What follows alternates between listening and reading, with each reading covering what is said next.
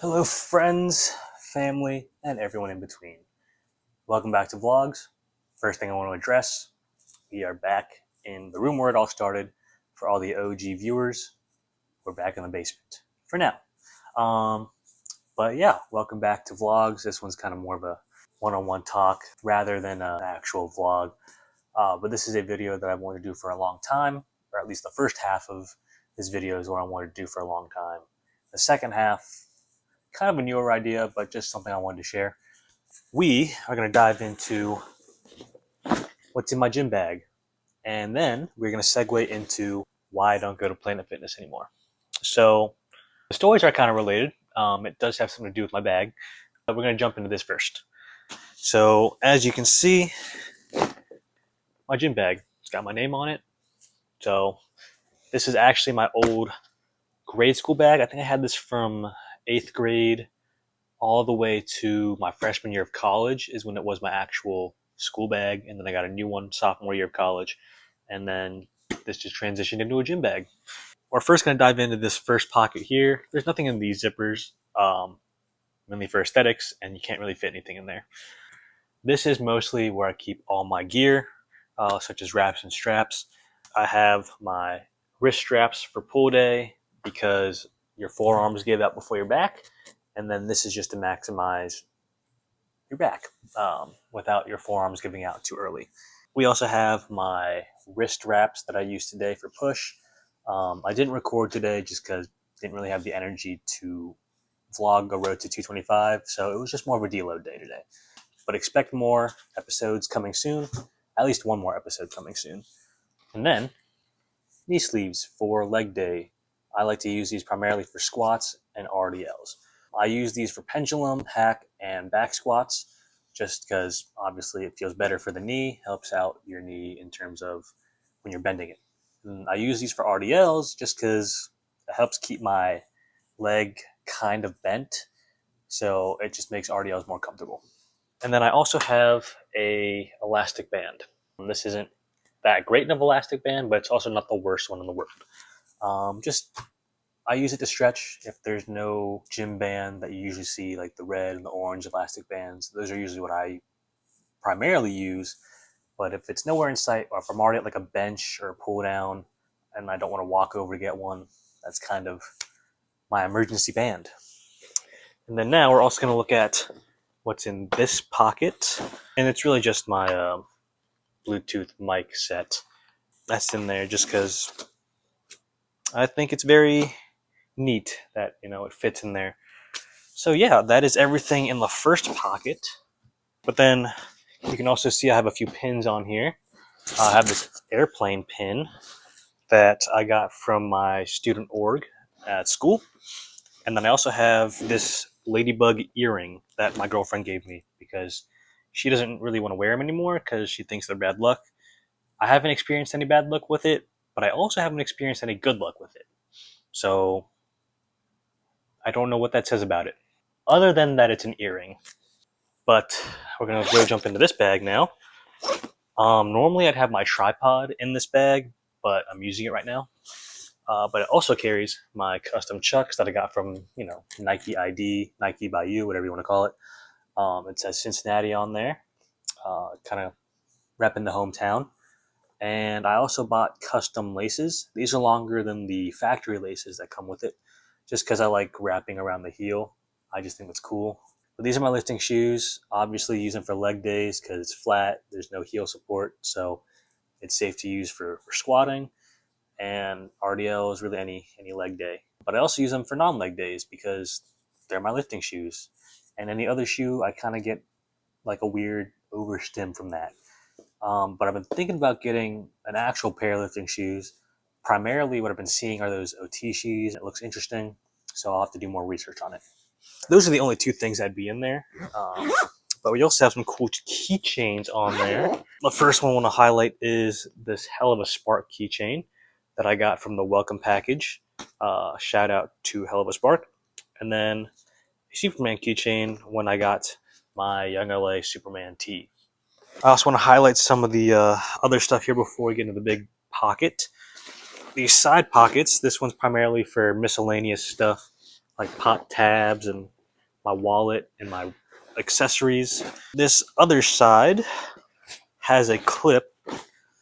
The pocket on this is pretty loose, which is why I have this clip, because I usually use a Helix, which is great because when you put it, I do have a Helix here on me, but when you put it in the pocket, and it's kind of loose, but the clip can just clip on to the little hexagon looking hole, and boom, it's safely secured on there until this thing flies open.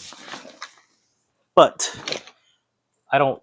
I have a new Helix where the cap is going to be stronger, but this one is prone to just opening. But yeah, I mean that's what the clip is for. It's just to keep my bottle safe. You can also see that I have Lucy on there from Peanuts and her psychiatric practice. I think it's cool. It's a really cool pin that I got in Pittsburgh. We also have a bracelet here that my mom got me for Christmas, so just kind of like a family thing to put on there. And then on the straps, we have a lock in case I need to put my bag in a locker.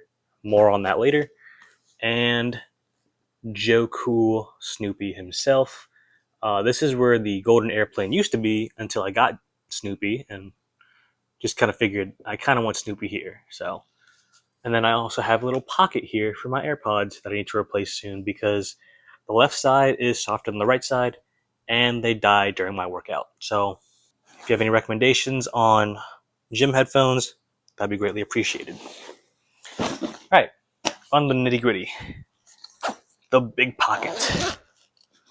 So this is what I would normally not keep in my bag, my on clouds. These are typically in my shoe shelf back at the apartment, and except on leg days, I'll put it in my bag before I leave for the gym. But right now, it's just in my bag because I have nowhere else to put it, and they probably smell like buns because my deodorant balls are also back at the apartment. So my bag probably also stinks. But we also have some creatine monohydrate. Pretty simple. It is unflavored.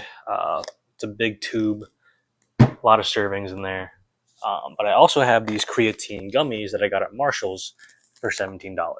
In my experience with this, they don't taste awful, but they also don't taste great. It's something quick that you would just like want to, take and then just drink a lot of water, and then you're good to go for your workout or post workout. You can take it. But yeah, creatine, always a must. What's also always a must is pre-workout. Now, right now, I'm on Ghost Burn as opposed to Legend, just because I'm weaning off caffeine for the summer. We'll eventually go back to Legend at some point, maybe when this is empty. But right now, Ghost Burn, kiwi, strawberry. Pretty good flavor. We also have hell of a spark. You saw the keychain, so we also have, obviously, the gummies themselves. In my experience, these do work, and this is no way a promotion or anything, or me just like talking about it. Although it'd be great to be sponsored by it. Hell of a Spark does work. I will say though, you do need to take at least 2 pouches. In my experience, taking 1 pouch messes with your stomach, and if you catch my drift, nothing comes out. So you either have to go all in or not at all with those. We also have a lifting belt, pretty essential for me and other experienced lifters. Obviously, I only use it for squats and RDLs, but you can use it for barbell rows too, or any barbell movement like barbell shoulder press or anything. Really anything where you got to brace your core. But I just use it for squats and RDLs, primarily RDLs, because I don't really do back squats anymore. But it's pretty simple. Got it on Amazon for like $20. But that is everything in the bag. Now to segue into why I don't go to Planet Fitness anymore. And it has to do with this gym bag, actually. So I at least don't go to the Planet Fitness in my hometown, specifically the one near me.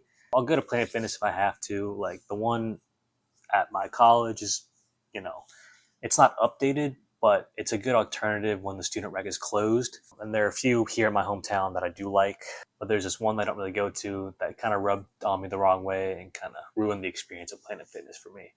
Now, if you guys go to Planet Fitness and you like it, I mean, props to you. I also liked Planet Fitness at some point, had a lot of fond memories with my hometown friends, and really just kind of a staple in my fitness journey. That being said, I don't really go there anymore. One, mostly just because it's not really the environment that I would want to go to anymore. Beat Fitness is a warehouse gym, and it does give off that vibe that it is a warehouse gym, and I feel like I can train harder there, is the best way I can explain it.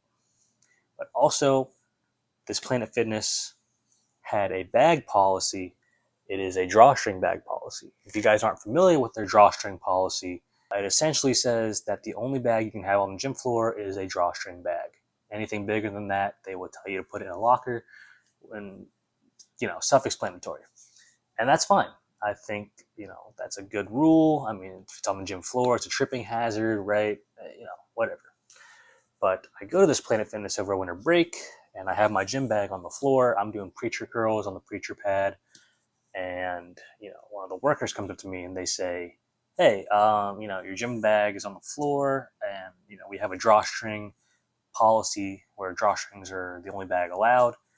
I tell them, "Okay, yeah, that's fine. Is it cool if I finish my set first?" They're super chill. They were like, "Yeah, go for it, but then just put it in the locker." I was like, "Okay, cool." So then I finish my sets. I go to the locker room, put my bag in there, lock it in, and then I don't really grab anything from that bag until I need it. So whatever. All said and done, I went home, went to bed.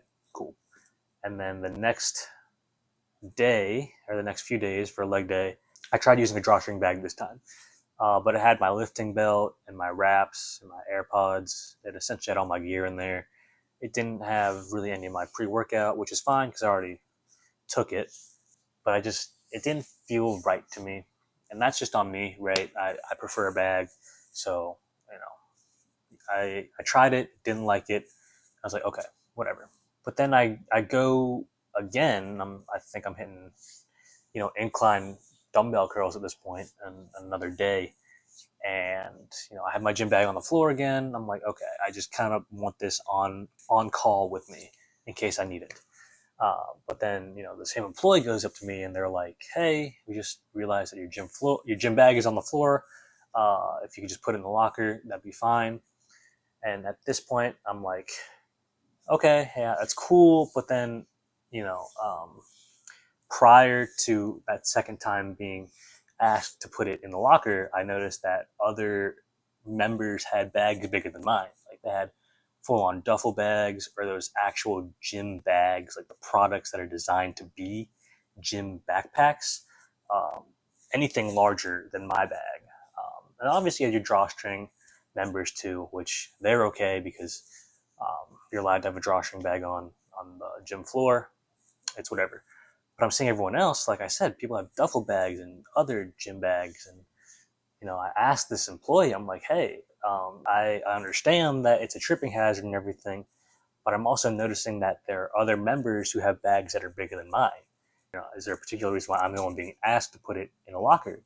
And they say, we scan the gym floor and we just kind of tell people as we see them. And, that makes sense, right? You're not going to tell every member who walks in, put your bag in a locker. So it's whatever. And then I comply. I'm like, "I get it. Cool." I put it in the locker room and that's that. Um, but at the end of the day, I mean, it just kind of rubbed on me the wrong way. I mean, I don't really believe I was singled out. And I'm sure that, the employees were maybe telling other people that their bags should be in lockers. But I didn't see that and I didn't exactly like it. So after winter break, I went on a gym search and stumbled across Beat Fitness. One of the big things I liked about it was, other than it being a warehouse gym and training hard, is you could have your gym bag on the floor. You're allowed to record. It's not like a weird unwritten rule where you can't, or a written rule where you can't. Um, which honestly didn't bug me at Planet Fitness. I never really filmed there at all, like at all. I never filmed at Planet Fitness at all. For me, it's just like awkward to film there. It's basically a rule not to film there. I mean, it's just this place is better in really all aspects. So, like I said, I'm not really trying to knock all Planet Fitnesses. If you go to Planet Fitness and you like it, that's awesome. Like I said, Planet Fitness has been a staple in my fitness journey, It's just right now I'm not the biggest fan of Planet Fitness. So, yep, that was just my experience.